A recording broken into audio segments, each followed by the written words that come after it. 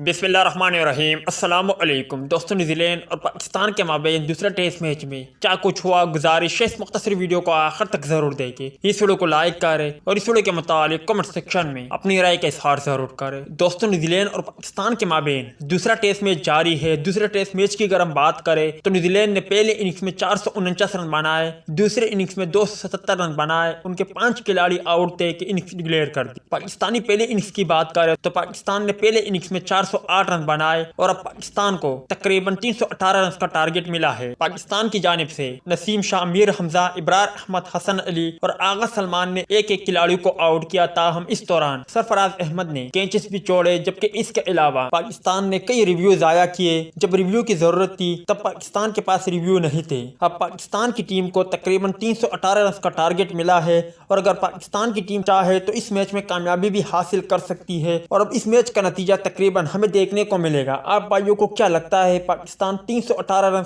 बना पाएगा या नहीं? इस हवाले से कमेंट सेक्शन आपके कमेंट्स का मुंतज़िर रहेगा।